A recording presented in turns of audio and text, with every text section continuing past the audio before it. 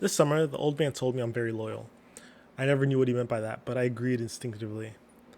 I watch Destiny, the streamer, and I've seen him on Fresh and Fit a bunch of times, but he always notes how Myron is very loyal. Even though I disagree with all of what Myron is and all of his takes, I do find the loyal trait to be very appealing, I guess I should say. Some synonyms for loyalty are committed, dedicated, devoted, faithful, stalwart, staunch, steadfast, true, and unfaltering. The importance of loyalty when it comes to Myron is that at the time that he was loyal, and he would go on other shows and people would talk smack about Destiny, he never fully jumped in and oftentimes would say something positive, which at the time Myron didn't have. He wasn't canceled everywhere, so he had some income. Destiny didn't have much leverage over him, but even without all the leverage, Myron still stood up for the person that he talked to him in person. And I think this is the true problem when it comes to loyalty. It's leverage. What does the person have over you? I think it tells you a lot. When you have nothing over someone, nothing to benefit them, how do they treat you then? I've talked to people my freshman year of college, and they'd be like, "Oh, once this person got into a frat, they changed and they did this and they did that." Or once this person got into money, they changed and they did this, they did that. And it's no, they didn't change. That was who they were the whole time. They just didn't have the leverage to be able to do that. So that's why for me, for my relationships, it's important that a person knows that I have no leverage over you. You can leave, you can go. I'm not going to try to put walls around you. I want you to behave as you would behave if nothing was attached to you. It's hard to balance because the problem is no one wants to hear that you don't need them, right? It can sometimes even trigger like abandonment trauma, and that might push them want that might make them want to push away from you because they're like, oh, well, if you don't need me, then you might just like leave me, right? When in my mind, I'm like, no, I just want you to feel like there's nothing keeping you here. Like, are you here because you just like our conversation? You like our banter? You like my jokes, no matter how unfunny they might be? Do you like me as a person?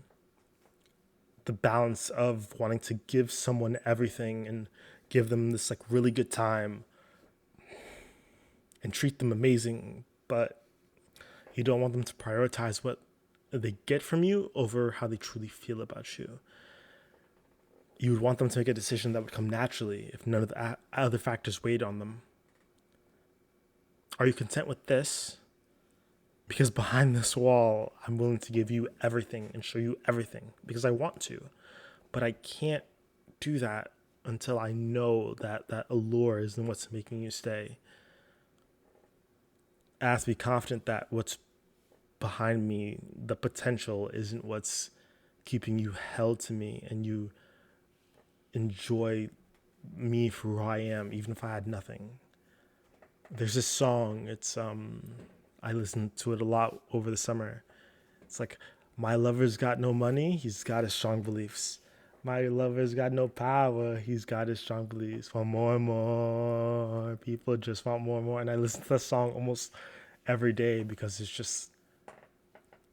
it's really nice of just like, yeah, my lover's got nothing, but I I love this person so much because of their values, they're this, they're that, there's this, these things that are just like qualities about that person that's not really material. And I don't want to say that liking material things is bad because that's a love language for a reason, right? As all things, there needs to be some type of balance there. I'm not blindly loyal, but I definitely do value loyalty. Someone being there through the good times and the bad is very important. In a way, even myself, I feel like I fall into this pitfall of just being selfish because I believe in the potential of humans. I think that if you leave someone alone for 10 years and you come back, they'll probably be a little bit more successful or knowledgeable than they were before. If not successful in the material sense, but successful mentally. Maybe they've read a couple books or seen a couple more Wikipedia articles or watched a couple more YouTube videos, doing things in a place that you haven't been.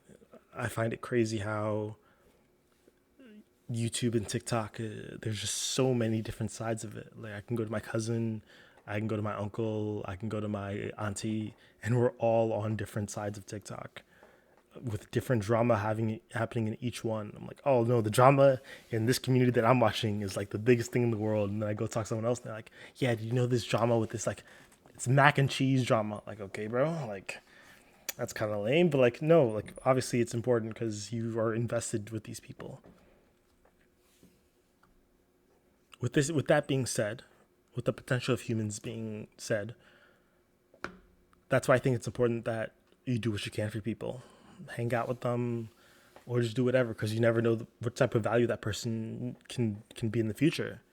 This is where I think I'm being kind of hypocritical because this feels like exploiting. This feels like something that I would not want someone to do to me. This is the type of thing that I actively try to prevent by not showing them anything. But I think if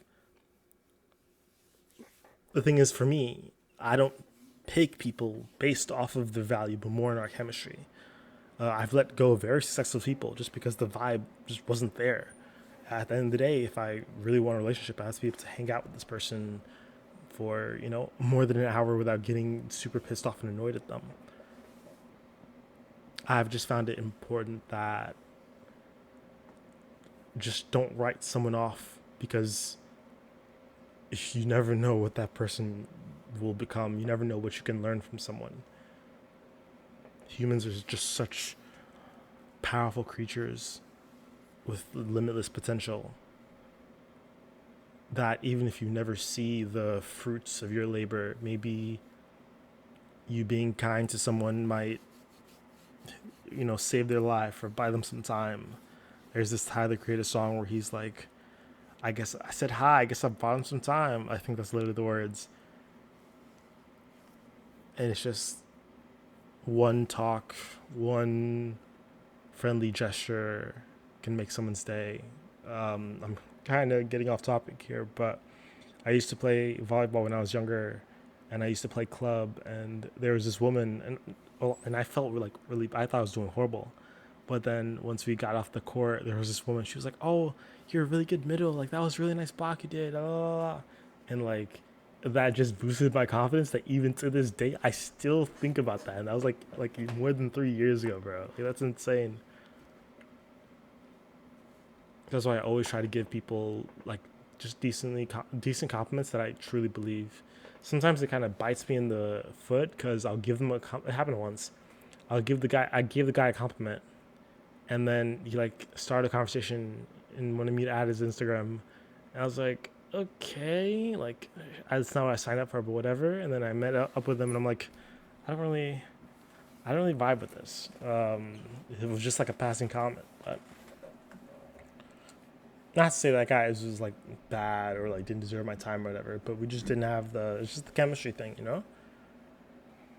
Yeah, that's it. It's Mars. I'm done yapping. I really like this thumbnail though. This thumbnail I went like insanely hot on. I think it looks really good. Uh, I'm just a chill guy.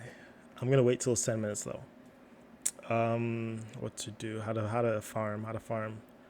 Um, if your day was good, put a 5.